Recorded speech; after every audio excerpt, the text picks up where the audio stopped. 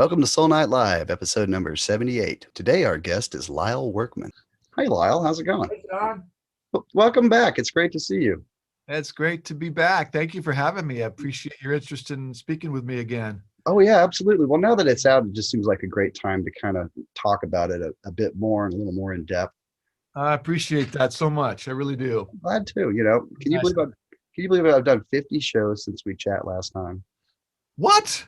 I know, it's insane, isn't it? 50? This is show number 78. Yeah. So some weeks, I do 2 or 3. It's like, when the opportunities arise, I don't want to make anybody wait too long. Well, that's pretty incredible. Pile them on. Congratulations on your It's been quite an explosion. Yeah, quite an adventure indeed. So, new record, Uncommon Measures, is out. This is on Blue Canoe Records.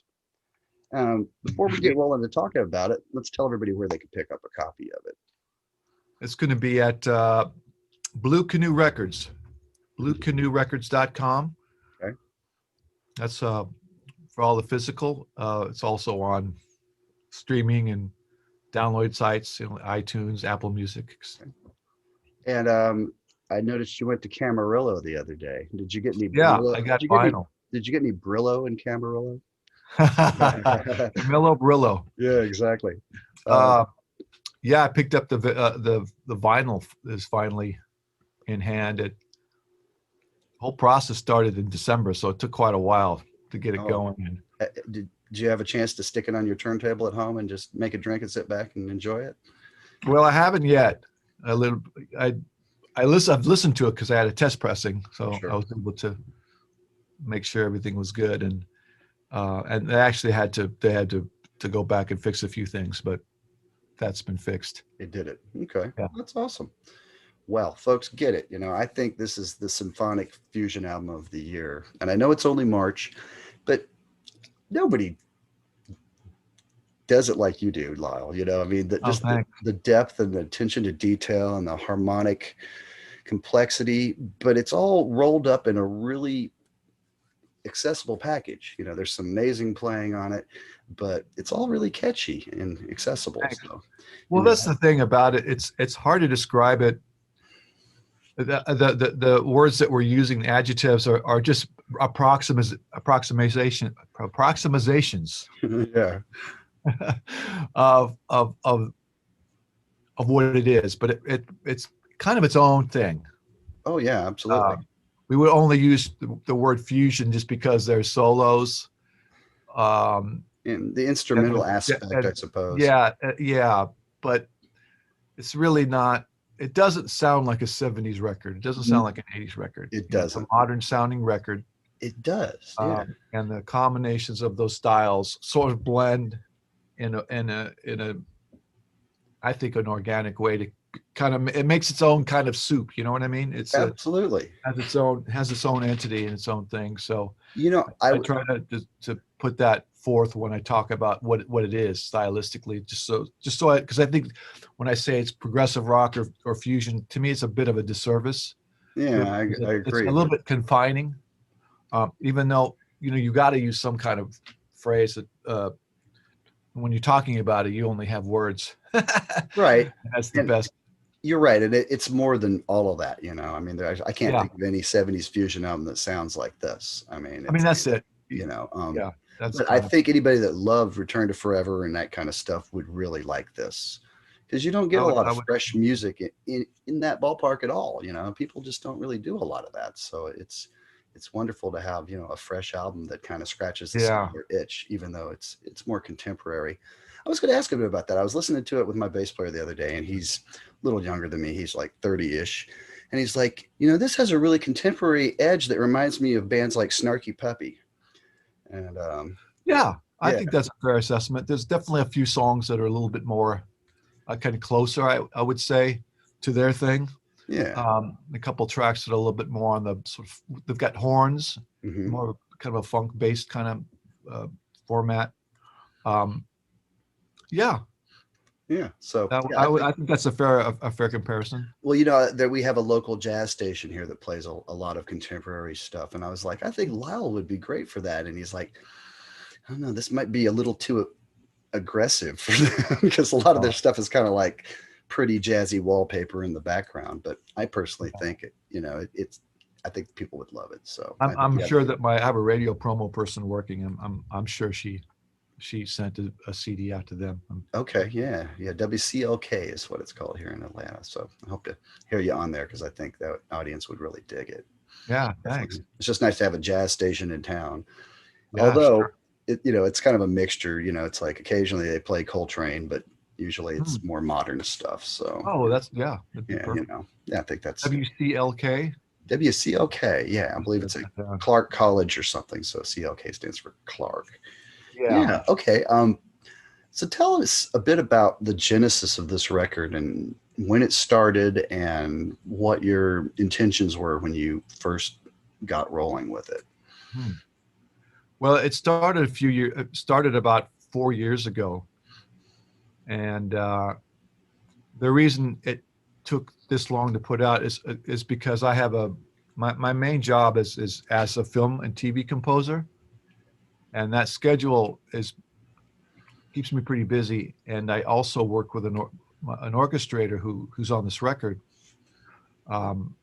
He's very busy. He's even busier than I am. He's done over 150 movies. Wow. And so so we would just both sort of whittle away at it. Because I had him involved from the get-go because I wanted an orchestra to be a huge component in the music. Well, I wanted to ask about that too, and just kind of how much you guys worked together on that. Did you just like give him a lead sheet with chords and say, arrange and do your thing, or did you have some real specific orchestral things in mind that you wanted him to convey? Now, for the most part, it was, I would do a rough mock-up of orchestra on a keyboard using orchestral samples. Mm-hmm. And then I would send that to him, and then he would make changes or add other instrumentation that I might not have. I mean, usually I did a pretty extravagant mock-up with a main harmony and counterpoint, but he would have other ideas, and there was actually a few songs. Well, there's one song at the last song he wrote completely, so I didn't write any of it. Our Friendship, yeah, that's his track. And there is one other song. It's called Arc of Life. It's the longest piece, and it's also the first piece on the record. Oh, sorry, I think it's the third or fourth song. Fourth, it's the longest. It's the first. Yeah, it's the first track I wrote. And what I wanted to do is I didn't want to do any orchestral mock-up work. So what I did is I just put down a bunch of guitar tracks. It's like 20 tracks of guitar parts to allude to counterpoint and harmony. And so I sent that to him, and I said, just turn this into woodwinds or strings or whatever you see fit. Make it turn that into orchestration. So he took a guitar orchestra and turned it into an orchestra. That's awesome. That's the only one of the bunch that he'd done that. The rest, as I said, I did a mock-up. And then, of course, if I'm working on a patch of strings, I would just do it with one patch, meaning that my left hand could play the bass is my right hand could play violins. Whereas a lot of sample libraries, you have everything's broken out into violins, basses, and cellos, and so I just did it with basically what's called an ensemble patch. Okay. And the same goes for brass and woodwind. So you would just have one patch. Like the woodwind patches would just have everything folded in. It would have contrabassoons all the way to flutes. And so I would just play the lines, and he would go, okay, that would be good for flute. This would be good for clarinet. This would be good for, so on and so forth. And the same thing with brass. Okay. So it's just a very kind of a rough idea, even though it might have most of the harmony in it. And he would just take it to the next level. Sure. And what was that gentleman's name? John Ashton Thomas. And I also did some work with Bruce Fowler too. Bruce Fowler worked on it. Sure, yeah, from trombonist from Frank's band. Sure. But John did most of it. Was I guess you'd call him the lead orchestrator. Mm-hmm. And was he on hand? He conducted the orchestra. I was about to ask. Okay, so he's the guy in the video that's kind of Yeah. Well, okay. It was really interesting watching that footage. They had the big screen in there with like the odd meters counting by, ticking by as a reference point, and just in case, I guess. Is that common? I mean, I'm guessing when they do scores for movies, there's always a screen up there, and they're kind of playing to what's on the screen, or no? The screen is more for the engineer and for the people running the Pro Tools, running the mechanism, the digital audio workstation. That's just all that is. Okay. The musicians are not really looking at it. They're looking at their music. Sure, but the music's going to tell them what it is. So that's, I don't, why they have it in the tracking room. Sometimes I guess it's good. If you're working on a pop record or something, you can just go up and go, I'm on measure 20. Okay, I'm on measure 28, Sure. But usually for orchestral players, they're looking at the music. Sure. And the conductor's not looking at that either. He's just now, was this the London Symphony or who was it? Well, partially. It's basically there are several orchestras in London that are performing all the time live. And so there's some of them just do classical music 100%, and some of them also, some of these orchestras will be session musicians that will do movies and records. So it was a combination of all that. But it wasn't one specific orchestra. Kind of a mixture. But mixture of different people. But the thing that was great about doing it in London and doing it at Abbey Road is that John, he lives in between Abbey Road and the other big studio there, which is Air Studio, which is George Martin's old place. Sure. Which it's a beautiful building with these gigantic, long, tall pieces of stained glass. It's like going to church. Very cool. So he works there pretty much every day. I almost think that isn't there a London studio that actually is in an old church? That's it. That's the one. Okay. That's their studio. So. Yeah. Wow, that must be pretty amazing just going in there. So the great thing about doing it there is that he works with these people day in and day out, and having his hand so intimately in the record. He said, I think we better get this guy for this and this guy for this, and basically just getting the best people. Yeah. Well, I was going to ask about just, I mean, they did such a great job on it. I'm wondering, are they just amazing readers that came in and you stuck the chart in front of them the day you got off the plane? There was no additional preparation in advance or any of that? Really? And how quickly did it go down? I mean, did you? Well, some songs were really fast. It depended on the complexity of the material. Sure. Stuff. Some would require. We'd have to go over it. No, we never did any of the longer pieces were not done from start to finish. We would grab sections of bars, and it's better that way, because then if you're doing a 10-minute piece, and by the time you get to the 9th minute, your head's a little bit foggy for all the notes. So it's better to take sections of it, and then you can go back and listen to it, and it's just a better way to do it.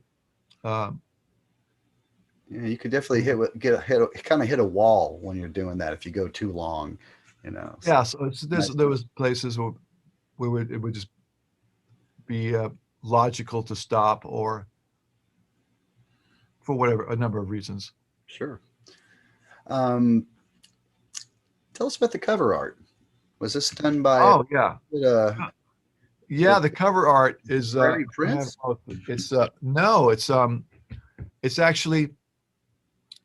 In fact, can you hold on 1 minute? Sure. Can you? Okay, hold on. I'll be right back. I'll show you something.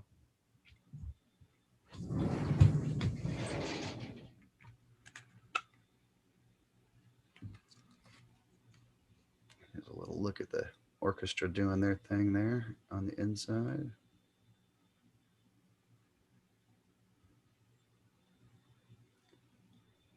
In the big room at Abbey Road.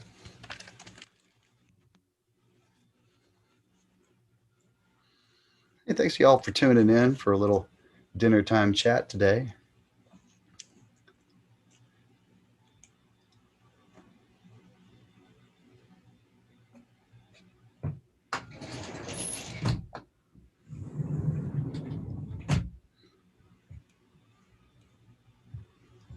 Ha ha ha. Wow. Okay. So it's a real painting. This gives you an idea of how big it is. Okay. Yeah. That's awesome. And yeah, this is okay. First of all, a picture was taken of me, a photographer friend of mine, and my son painted this. So he's painting a picture of me. This oil painting. He's great. I mean, yeah. And then I found this frame on Etsy, and then I had it photographed. So a photographer. Yes, there you go. See? Yeah. Photographer took a picture of me. My son did a painting of that, and then I got this frame, and then the same photographer took a picture of the picture in the frame, or a painting in the frame, and that's how we got the cover. I get it. Well, that's awesome. Yeah. Wow. That is really. This could be sold for $500,000 if anyone is interested. That's right. The bidding starts next week. Get them in now, folks. Yeah, folks are in the chat room going, "That's awesome! Amazing frame as well." Yeah, it's beautiful. Yeah, it really is.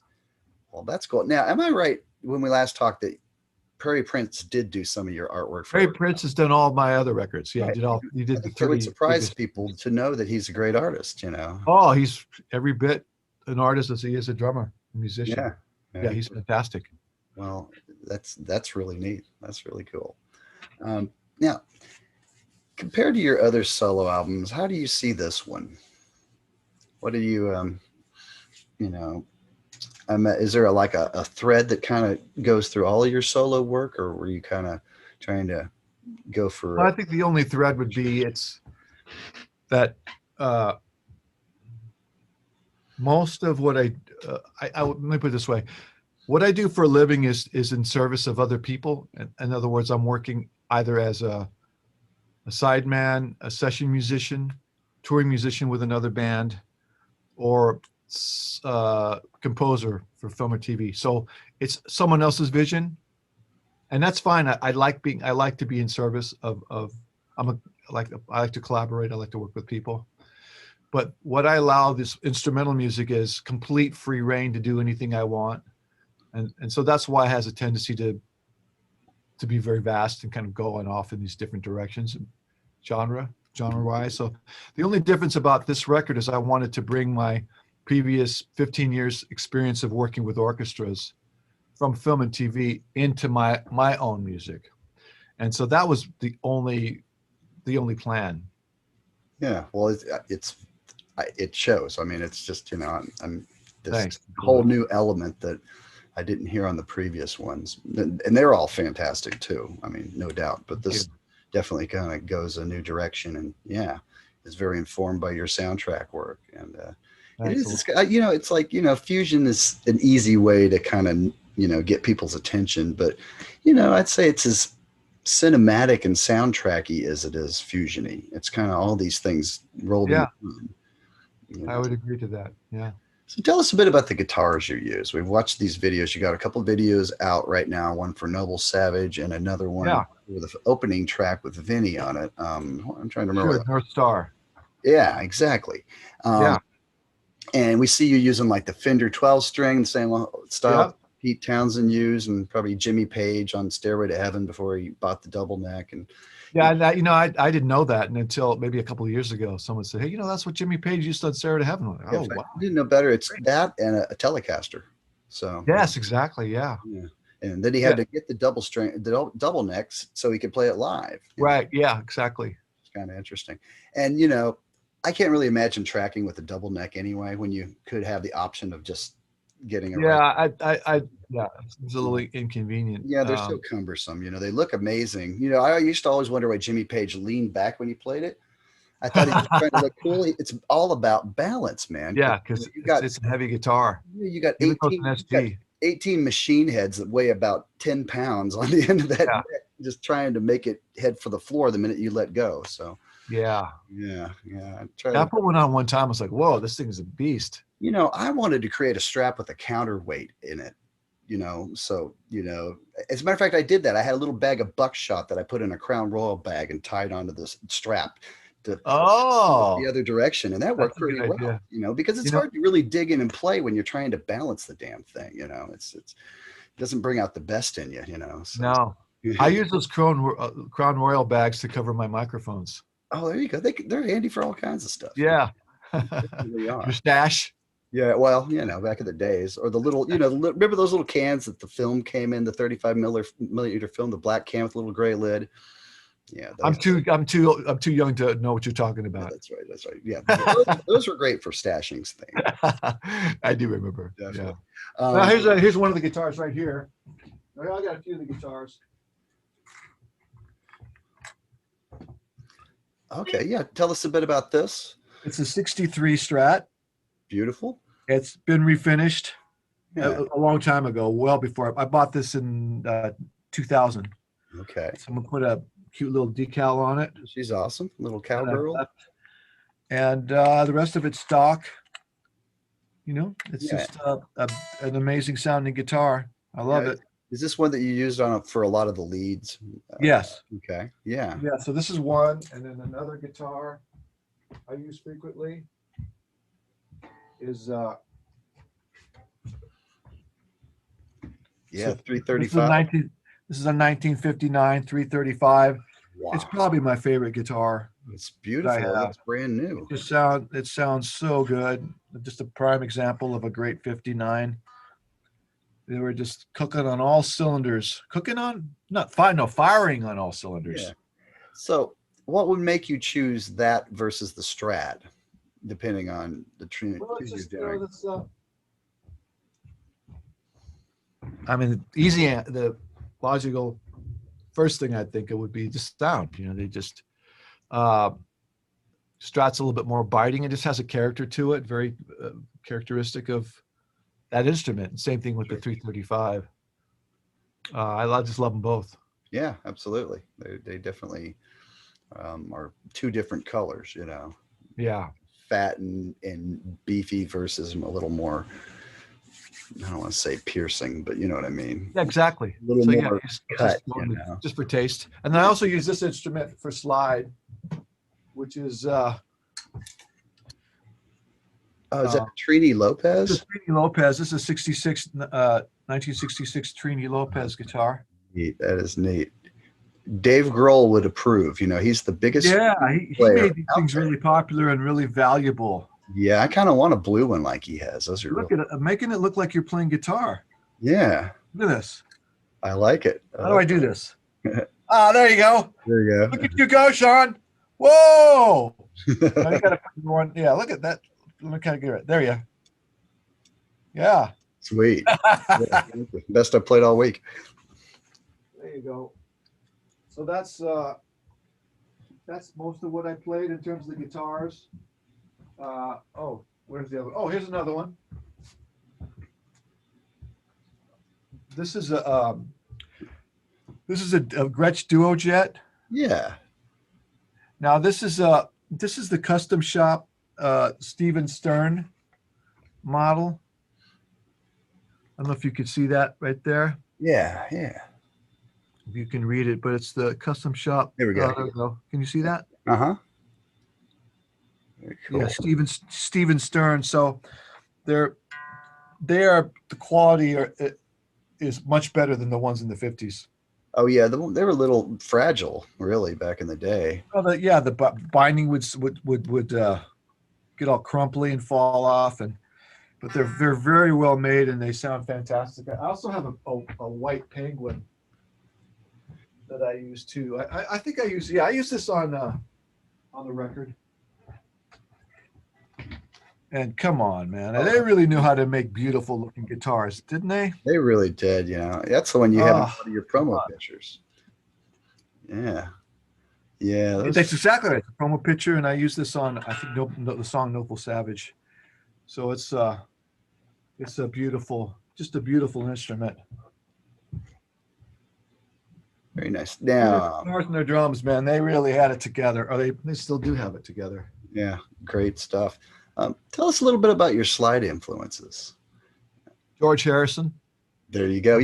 He's the man. I mean, I love the Southern rocker guys too, but sometimes it's fun to hear slide without any of that blues influence. Where that's how I use it. I use it more as a it's almost always a melody that sounds good on electric guitar sounds better when it's on slide. I don't know, but I'll just keep going to it. I'll come up with a melody and I'll play it on, just without a slide, and I go, I wonder what this sounds like on slide. It's 9 out of 10 times it's better. I do that myself. Do you? Okay. Right. So you know what I mean? It just, just for some reason, it just makes it sing in a way that it just doesn't do when you play it fretted sometimes. Yeah. And all these kind of glissandos between the notes that you can do, and just it's great.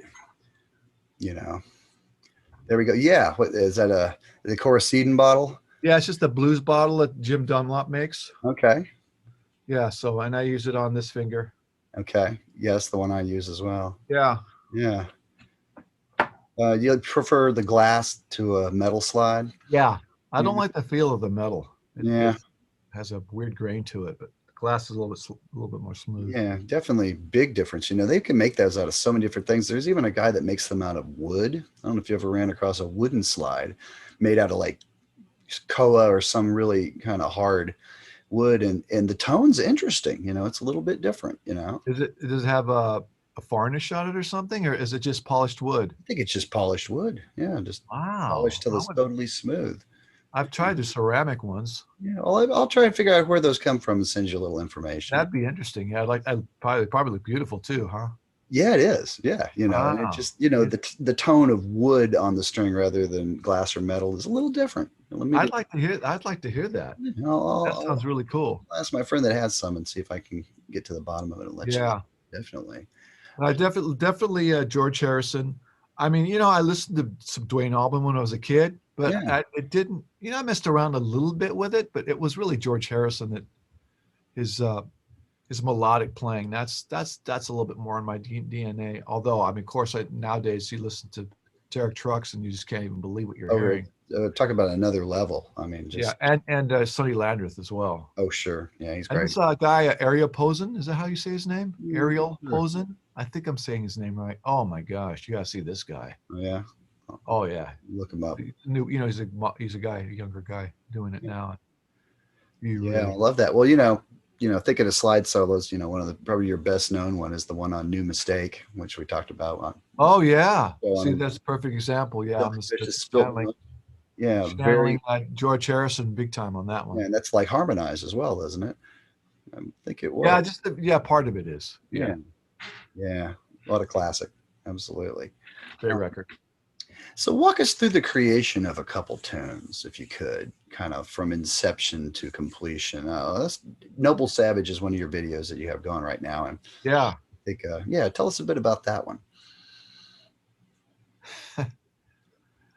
I picked up my guitar and came up with those chords, and I kept going. I love that. That's the story. I really wish I had more. I wish, I went to this, I was out in the desert and I had this vision. Right. Yeah. And no, man, I just sitting down in my studio with my guitar, it comes through. I don't know how it happens. It just kind of comes to me, and I just work it until it turns into something, but there's really not much of a story, I really wish I had more to say about it. Yeah. Well, that's the best way, is just to let it flow through you and not belabor it. Yeah. I mean, I can definitely talk about the technical aspect of how I do it, how it starts from the germ of an idea to the finished product. Well, it's like you have an amazing melody, and then you have these almost Zappa-esque kind of bits that come, do do do do do do do. Oh yeah. And then you even put it on the screen. Oh, yeah. Look how difficult this is. Here, let you take. Oh yeah, that's the lick. That's the lick that's got the quintuplets. That took me a minute to be able to play. Wow, to say the least. You made it look easy. Yeah, the thing that's interesting is that my ears and my ability to create the music is more advanced than my playing is, and so I invariably have to practice to be able to play my own material, because it's not coming from rote things that I've learned on guitars. It comes from another place. It comes from the place that just comes up with notes. and then I got to figure out how to play on guitar. I think I would think that Frank was that way. Frank Zappa was that way. Maybe not in his soloing, not in the soloing, No, but you know, a lot of the lines and things like that absolutely. do not come from practiced patterns or ways I put my finger. It comes from notes from the sky or whatever, you know, wherever they come from. And then I have to figure out how to play my own material, which is hard. Well, you make it. It just happens to be difficult for me, but you make it look easy. But as I'm watching it, I'm like, wow, that must be so hard. Yeah, I agree. Some of those things you're like playing on the 12 string, which is even a little trickier, you know. Yeah. You know, it's sometimes just trying to hit both of those strings. You know, you ever get in the middle of a phrase and you only hit one instead of both, and you're like, damn it. You know, I do that occasionally. Oh yeah. You know, well, that's the beauty of the. It's just so easy with Pro Tools to go in and fix things and work. If you've got a bar that's just really giving you trouble, you can just keep punching in until it's right. And I love that 12-string sound. You know, I'm actually working on a song right now that is kind of an homage to early Genesis with, you know, how they used to harmonize the 12 strings. Well, I took it and harmonized it 4 ways, you know, so suddenly it's kind of, I don't know, major, minor, ninth chord, you know, when you just kind of like take B minor, D, F sharp minor, and A and stack them all together. Suddenly this big, fat, lush chord that Genesis never really could do because they didn't have that many guitars. But now think about this. You know, we're talking about earlier about how describing my music is a little bit difficult. Now, what about Genesis? So you're talking about these sections in the early music where it's like all this 12 string. Yeah. And then it goes to any number of things that are more classically influenced. Like imagine them trying to describe their music. Oh, I'm sure it would. Kind of similar, right? Like, well, but you've got these 12 strings. It's kind of like folk music, but then it goes into this 7/4 thing, and then it's got these, you know, chordal things, and it's classical, like folk music and classical music, it's almost like an Elizabethan fairy tale put to music is what. Yeah. So it's think about. You know? It's people just not feeling like they've got to constrict what it is, how they make the music. Anything is game. You know, you can go from one thing to another, and if it's musical and it's melodic, then it sounds like it works. You know, it makes sense. Yeah, absolutely. Do you know the band? This is kind of a little bit of left turn. You know the band Advent? You must know these guys, right? Yeah, Alan Benjamin and Mark. I think maybe we talked about them. Yeah, I was thinking about 12 string. They do that too with the 12 string. Well, they're super Gentle Giant inspired, and very few modern prog bands are. You know, it's like everybody kind of goes for the low hanging fruit and sounds like Yes or Genesis. Yeah, not everybody, but there's a niche of modern prog that mines the sound of the 70s records. Right. A lot of guys. Great. I love it. I mean, they're great. They're great players, but they're really good writers too. And they absolutely are. I don't know how I found them. Maybe on MySpace or something like that. But I was knocked out by great people. I used to go to a festival up in Bethlehem, Pennsylvania called Nearfest, Northeast Art Rock Festival. I've heard of that. Yeah. And I usually saw them up there, you know, and great people. And I just love their music. I mean, it's like, you know, like I said, there's not a lot of people that really are influenced by Gentle Giant and can actually make you think of that. And that's just beautiful blend, definitely. Again, and how did they describe their music? It's tough, you know. Similar thing, you know. It's just you're just coming up with a new blend. Yeah, absolutely. And I think that's great. I love that. Oh, I do too. I mean, some people are the purists. Like, you know, a musician friend of mine's like, I like my jazz to be jazz and my rock to be rock, but I don't like when they mix. Yeah. And I'm not that way at all. I really like when they mix, but I like them separately too. You know, I almost feel like, I don't want to say everything's already been done already, but I think unique hybrids are the way to originality in this day and age. Sure. I mean, in any art form, if you think about it, you know, black comedies, you know, what's that? It's drama or dramedies, a drama and a comedy. You know, it's real life. You know, we are mixed race. We are mixed people. We mix things. I mix my cereal. Oh, do you now? I sure do. You really like what? Well, you got to have a nice flake. Mm-hmm. You've got to have some kind of like grape nut kind of thing. So it's a flake and a kind of a grape nut kind of scenario going on. Yeah. Okay. You know, so yeah, I'm a mixer. I like Okay. mixing it up in all aspects of We'll my have to life. try Apple Jackson tricks sometime and see what Ah, happens. yeah, I stay away from the sugary stuff. It's Yeah, you all the do. Yeah. healthier stuff. Let's get the fiber without the sugar. Oh yeah, That's there where you to go. go. Definitely. Um, okay, let's see here. Wow, I imagine mixing this was a bear of a job to do. Can you tell us a bit about that? Yeah, I wanted to have a mixer that was equally experienced in orchestral material, but also, uh, for lack of a better description, a rock band or a jazz ensemble. Which would what I mean by that is guitar, bass, drums, keyboards. Um, so there was really not a whole lot of choices other than film guys, which I would have, and any number of film guys would have done a good job. But I had heard this one gentleman's name from a couple people in the process, and his name is Rich Breen. Rich Breen, and he Vinnie Colaiuta recommended him, and someone else that worked on the record, because I was saying, hey, who should I get to mix this? And then when I went to Abbey Road, I was talking with the orchestral engineer there, John Barrett, and I asked him the same question. He said, it would be good would be Rich Breen. And I was like, okay.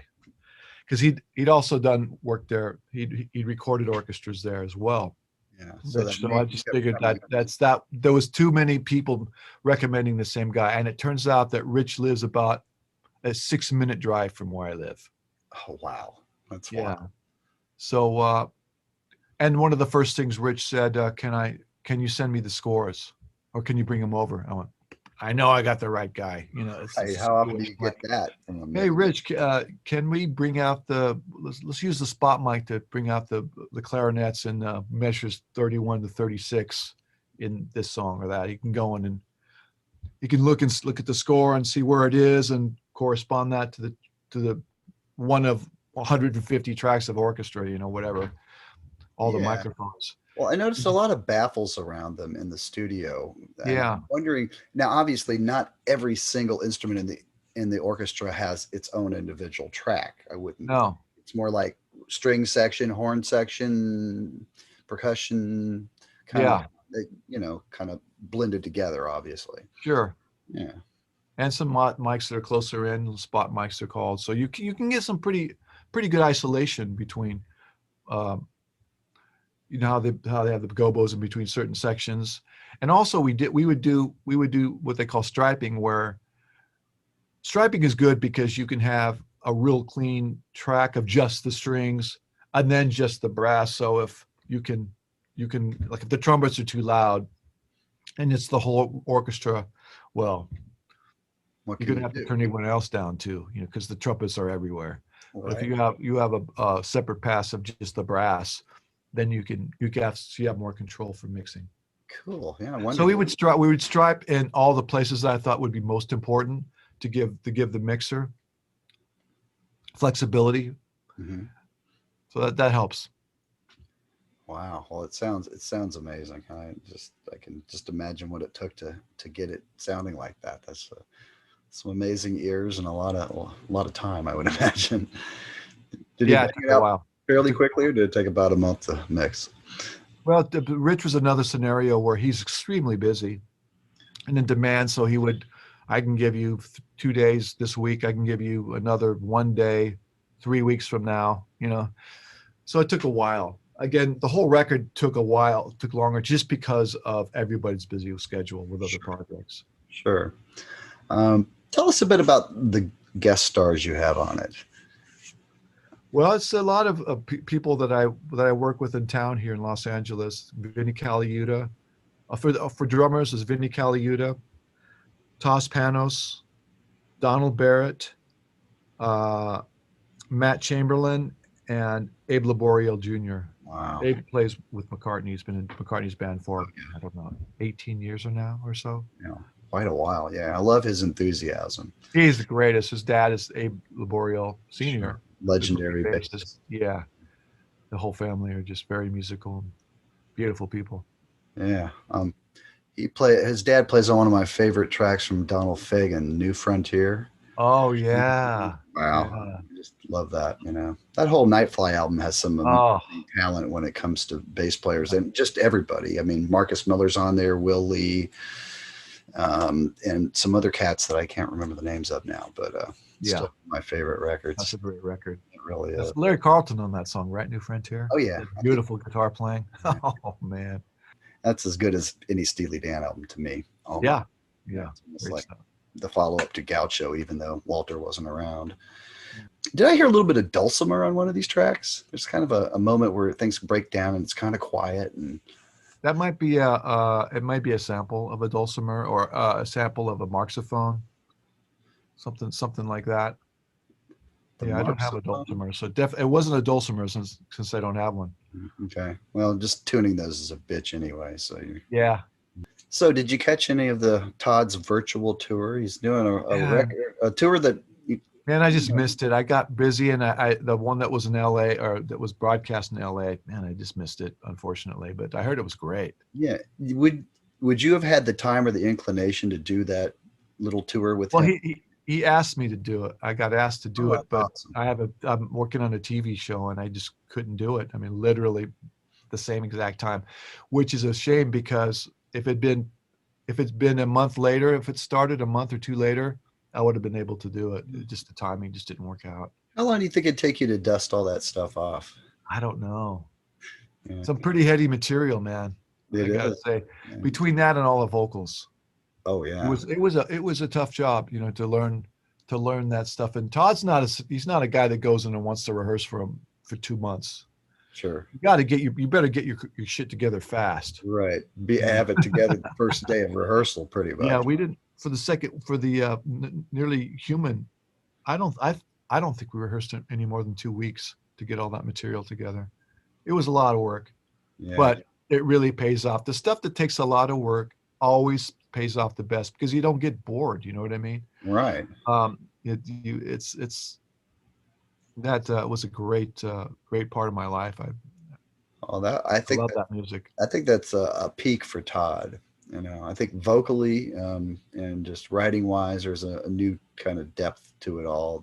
Oh yeah, he was firing on all cylinders, man, and then some back at that time. And both those records, I thought were just really outstanding. The Nearly Human and the one after that we did was called Second Wind. Yeah, which one do you like better in hindsight, or do you think of them kind of lumped together? I think Nearly Human sounds better, is a better sounding record. But I think there's some songs on Second Wind that are just just unbelievable. You know, If I Have to Be Alone is one of them. Yeah, I mean, and Love in Disguise is a beautiful song, and I don't know, he was just so good. I think if I had to pick my favorite Todd record, it might be Herman of Meek Hollow. Oh yeah, love that. Oh gosh, it's so good. Everything on it is so perfect. That was like his return to pop after kind of being out in the fusion wilderness for a few years. Yeah, he was a huge influence. I mean, I'm sure any musicologist would go in and be able to pinpoint all the Todd chords that are in my music. All those slash chords. Exactly. Poly chords. Yeah, he's a master. Yeah. You know. He's not the only one. And there's another guy that sort of took all this stuff. You know, he took the Philly soul stuff, and he took progressive rock, and he took whatever. You know what I mean? Yeah. He's another guy that made this sort of hybrid Todd music. Yeah. And so you really want to get to the place where people don't really talk about your influences anymore. It's your music. You know, it's your style. Yeah, that's what it is, and you don't want to wear them on your sleeve. You know, that's kind of a I think the only reason that I have this conversation often about the record about what it is because I don't have 40. You know, I don't have 20 records behind me to sort of, all right, he's established this. You know, this kind of music that is his music, and I think that's the thing about it now, is that a lot of people are kind of come to me brand new, like, who is this guy? I never heard of him. Or maybe oh yeah, I saw Superbad, so I've heard, I know what that is. But so that is just this is the way that it is. And it's okay, it's fine. We gotta get to the people somehow. Oh yeah. Well, I don't know. I mean, it took me a while to get around to Todd's music, but once I got to it, gosh, Yeah. 5 years ago now or so, it was just like this whole wonderful world opened up, Right. I think the first one I got was the first Utopia, because, Oh, prog fusion guy, my friend's like, here, you'll like this. And I was like, yeah. holy shit, this Right. icon is amazing, Yeah. And then I just kind of went from there, and the pop stuff is sophisticated enough that, the prog guy in me digs that too, so it's all good, the whole catalog, and it's kind of neat to discover somebody a little after the fact, and rather than waiting for the next record to come out every 2 years, it's already there. And it's just you going and taking the time to get it and digest it, And, That happened to me with Genesis, because the first record I heard was Lamb Lies Down on Broadway. Okay, yeah. So I had a lot to work backwards from. And then I discovered all the other records, and I was like, oh my gosh, these guys are incredible. I guested on a show called In the Prog Seat recently, where a panel of us sit around and talk about different developments in prog rock and such. And we had a show about 70s prog bands transitioning into the 80s the other day, and how some of them really didn't miss a step and others floundered, and some of them didn't even make it. I came to the conclusion that Genesis kind of made the jump better than anybody, and Phil Collins was everywhere. I was, it was kind of a soundtrack to my high school days, being, I'm mid-50s. Phil was everywhere, and I didn't know Genesis history. I was kind of into metal at the time, so I just thought, there's Phil Collins again. He's on TV every day, man. He's funny, but he's kind of getting on my nerves a little bit, And Genesis, is that just his backup band? Duh. Oh, anyway. Yeah. There's a lot to discover. I had no idea. So I kind of got to that a little later than a lot of people do, but it was great digging into it once I did. Yeah. Yeah. And I always wondered about their conscious decision to go from where they were to pop. I think it's just, early on it was Rutherford and Gabriel and Tony Banks writing the material, and Phil Collins didn't write anything. He just played drums and sang. And then once he did that solo album, Face Value, and got some hits, he started writing for Genesis. So, I think that whole 80s Genesis is really inspired by Phil's writing versus Tony's. Although Tony still has his amazing approach to complex chords. So even in something, like Mama or one of those songs, there's interesting voicings and choices that you wouldn't get from anybody else. So yeah. Oh yeah. And of course, Phil Collins is only one of three that has sold 100 million records, being in a band and as a solo artist. Yeah. I mean, there's only Michael Jackson and Michael Jackson, Paul McCartney, and Phil Collins are the only three that have sold a million. Wow. As artists, solo artists, and also as being part of a band. Well, Phil is just the breakout star of the whole genre, really. Nobody else had as absolutely. Yeah, no one else has gotten close. No, and a lot of the earlier fans kind of resent that in a way. It's kind of like, oh, Phil ruined Genesis, and it's like, no, he didn't. It was just time for something different.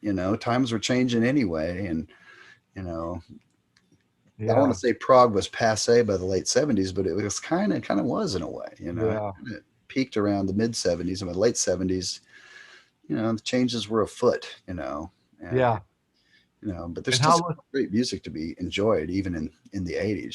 Sure.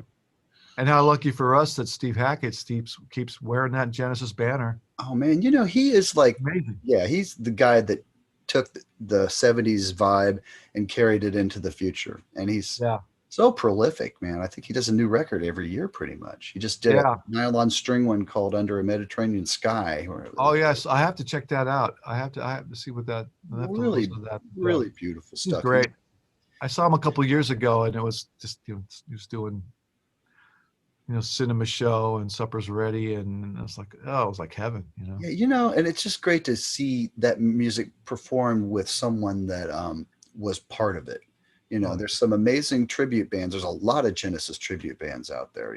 I've only heard Musical Box. Yeah, they're probably the top one in the. Yeah, I saw them here in town. They were amazing. I've enjoyed them, but having Steve there just takes it to another level. Oh gosh, of course.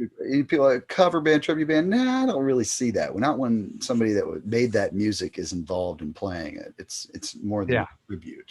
Oh, just to hear him play guitar, it's just like, oh gosh. And he's gotten better along the way. I can't say that for some of his peers, but he just continued to get better and still does. And what was the record he did with the orchestra? It's just it's old now. It's maybe 20 years old. Gosh, he's got so many of them. With an orchestra, not Small Creeps Day. It's a title like that. Well, I can name a few. Voyage Acolyte was his first. No, that's the first one. No, that's great. It's got Phil on it. No, it's with an orchestra and classical guitar. Guitar Noir. Was that all people are going to write in right now? Yeah, does anybody in the chat room know the one we're talking about? Yeah, it's a classical guitar, and it's I think it's might be a William Shakespeare quote or something like that. It's a beautiful record. It sounds so good, and he's playing his butt off, man, on a guitar. Let me take a peek in the chat room real quick. Cool. It's like a Midsummer's Night something. Was it one of those Midsummer's? I think there's it's a Shakespeare thing. Yeah, anyway. I'll remember it the minute we get. Someone's yelling at the computer as they watch this. Got a few people in the chat room saying hi. My friend Pablo says, hi, Lyle. Your music means very much to me.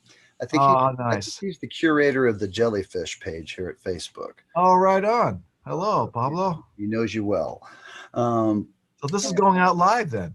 Yeah, I figured I'd just throw it on live. That's cool. I'm going to upload it to YouTube, for the archive, and I'll send you a copy. And if you could share it on your page, I'd be grateful, because more people that see this, the better, because I want everybody to know about this record.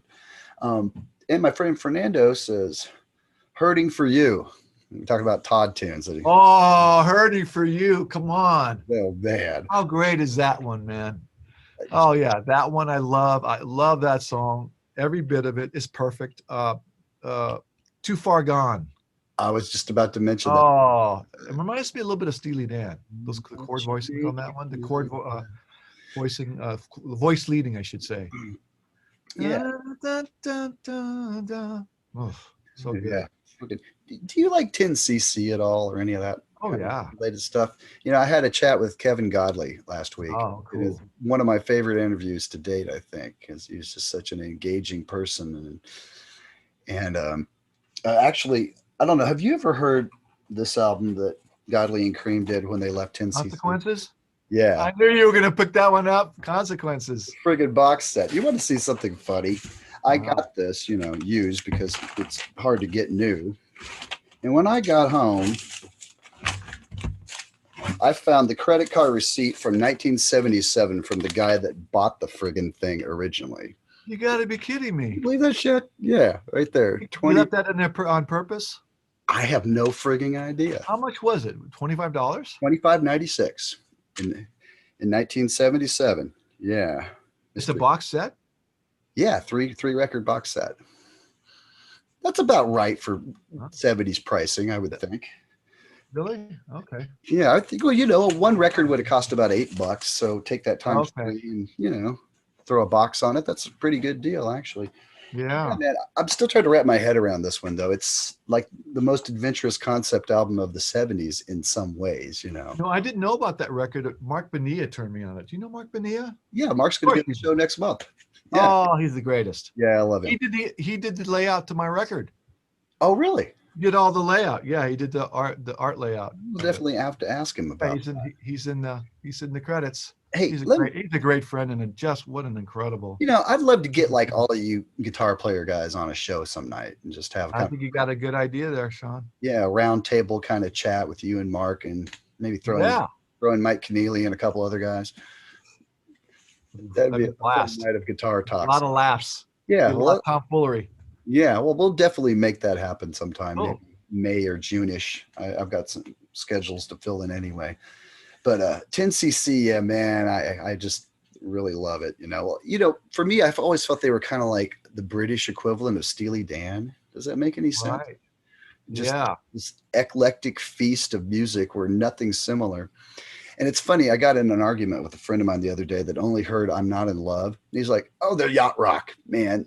It's just the same as Toto. And it's like, you sound like a guy that only heard one song. I'm not even going to debate this with you. And it's funny because I asked Kevin, I said, have you heard of this term yacht rock us Yanks use? And he's like, yacht what? He didn't even know what it was, Yeah. That's such a weird. Remember that Cry video was like a marvel, a technical marvel. Now you see it now and you kind of like, oh, really? So what else have you been working on now that the album's done? I have a TV show I'm working on now. It's called The Moody's. The Moody's. It's a Fox TV show series. So I'm working on that currently. Okay. Is that something that's going to launch this fall, or is it already on? Yeah. Okay. Yeah. No, I think earlier. Okay. Maybe I think maybe it's in April, maybe late April or something. Okay. The Moody's on Fox. Very cool. Moodys. Okay, we'll keep an eye on it. It's nothing like my record, though. Oh, I'm sure. Well, I had a nice chat with Carl Verheyen a couple weeks ago. Oh, yeah. Him. Great Carl. Yeah, you guys are kind of in the same ballpark, in some ways with the soundtrack work and stuff, I think he was like the only guitar player on Seinfeld and Cheers and stuff like that. Imagine landing that gig. Cool. That's pretty wild. I imagine being the guy that landed the composer slot. That's the guy I want to be. Yeah. I just want to be the guy that wrote that funky bass. Boom, the one, the key bass. Oh, it's perfect. Great. It sticks in your head, definitely. So what are a few indispensable albums for you? Things that pop up that you just love. Well, I would have to pick some Beatles.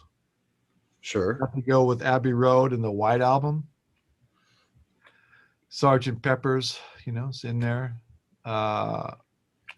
Any love for Magical Mystery Tour? Yeah. I mean, I love for all the, I could list all the Beatle albums. Sure, absolutely. That's almost a given, you've got to do that. I'm trying to think of something that would be maybe a little bit more off the beaten path of, maybe not off the beaten path, but I'll just tell you more of the ones I listen to a lot. Weather Report, particularly Heavy Weather and Black Market were big. Jeff Beck, their Blow by Blow, Wired, and There and Back were huge. Oh yeah, I feel like those are a trilogy in a lot of ways. They are. I think so too. I think sometimes There and Back kind of gets lost in the shuffle, but it's right up there for me. I mean, come on, Simon Phillips on there doing Space Boogie. It's funny. I'm chatting with Billy Cobham next month, and I was and I was talking with a drummer friend of mine who's going to co-host with me. He's an instructor here at Atlanta Institute of Music, because it's like, not being a drummer, I feel like sometimes I miss a few opportunities to talk about nested polyrhythms and other long-haired things that I know drummers would probably like to hear a little bit about. So I'm going to have a co-host that knows more than I do, and we're really going to go deep into his catalog. But we were talking about Spectrum, the opening track, Quadrant. There's another one. You just rattled off another one of mine I'd put in that list. And that whole double bass thing, it's like, I think he was the pioneer of that, and then later Space Boogie with Simon Phillips kind of takes it to the next level, in a kind of odd metered version. And then Hot for Teacher. I was gonna say Hot for Teacher. Yeah. It's like, there's like a straight line through those, and just great stuff. Yeah. That album was important. Several Mahavishnu Orchestra records, Birds of Fire, From Nothingness to Eternity.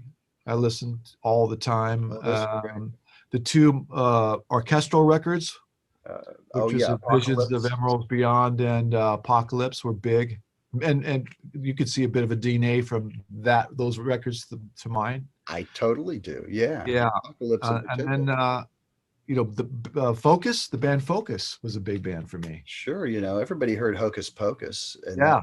A and bunch of their records, you and know, that's a pretty Hamburger Concerto was a big one. yeah. Focus 1, 2, 3, all those were great, important records.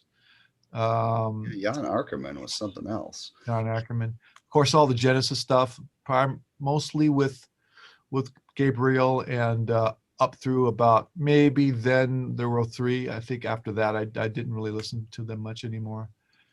And then also just jazz, you know, jazz records, you know, just Sure. some Miles Davis and some Coltrane. You know, you got to go back to the roots stuff. Yeah. You know, once you listen to a certain kind of hybrid and you want to know what inspired those musicians, so you inadvertently end up where it all started, which would be more roots jazz and classical. Were you much into Zappa back then?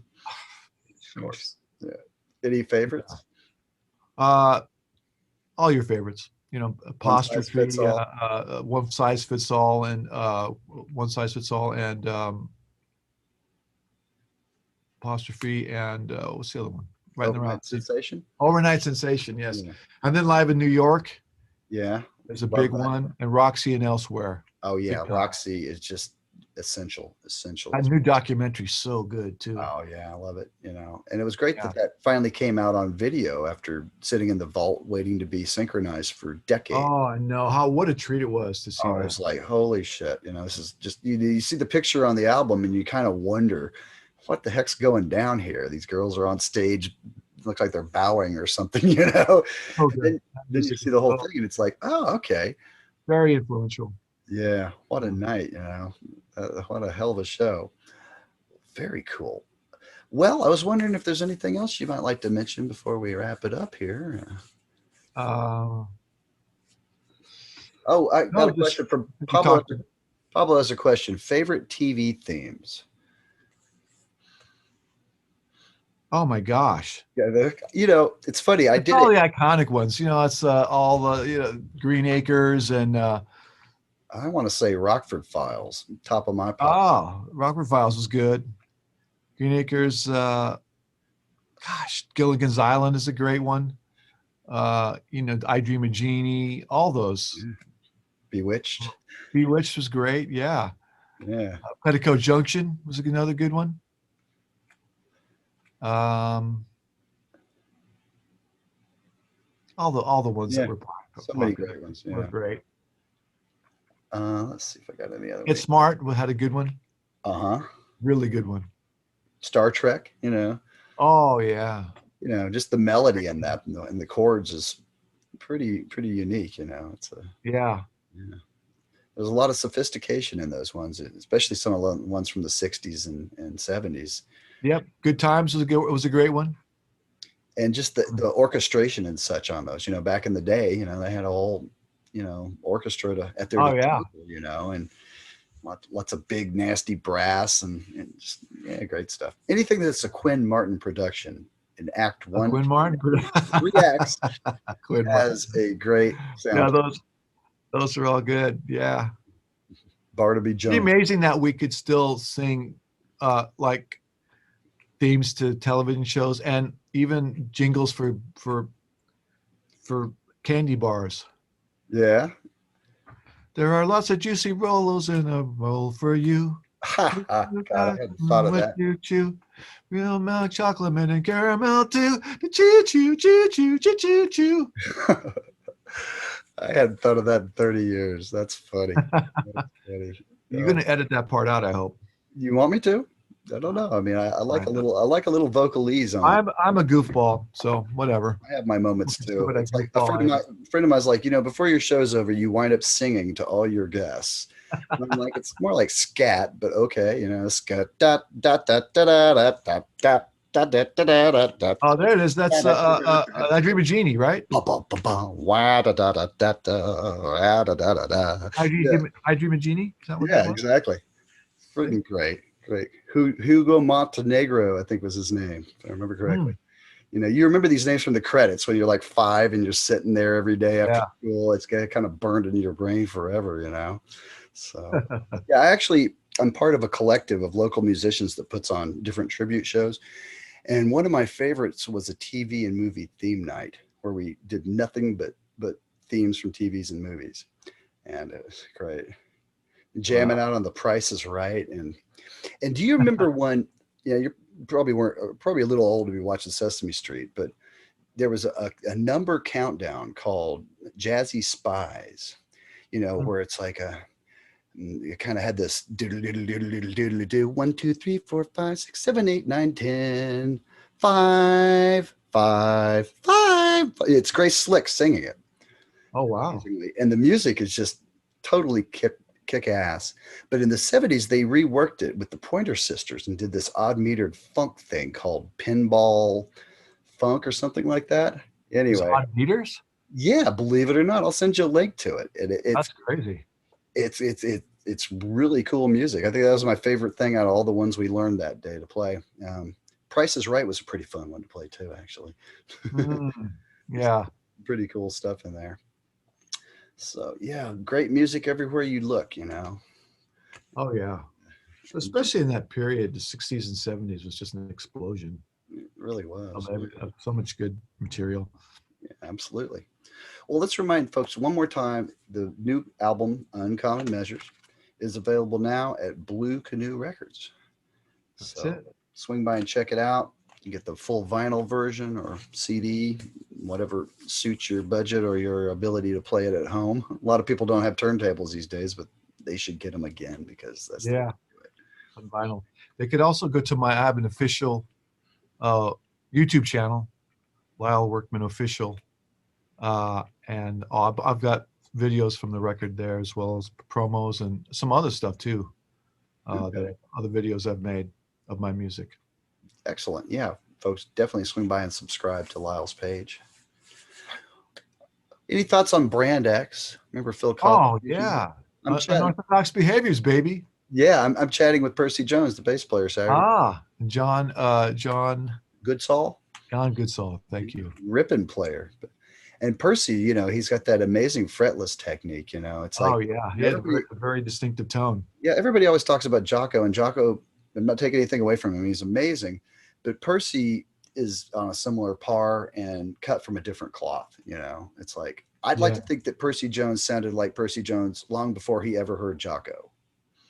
But I don't know that much about Percy. Yeah, well, I'm gonna find out. Other than those records and those Brand X records, which I had all of those. Yeah, such great stuff. I saw them with Phil Collins. Really? They were playing Brand X stuff, obviously, right?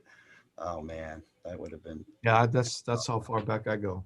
Yeah, well, I'm so glad Phil did that, because he's such an amazing player, and I don't think Genesis gave him every avenue to pursue, so it was great that he yeah. And aren't they doing a tour? Aren't they going to do a tour? So I hear. Everything keeps getting pushed back, but yeah, supposedly.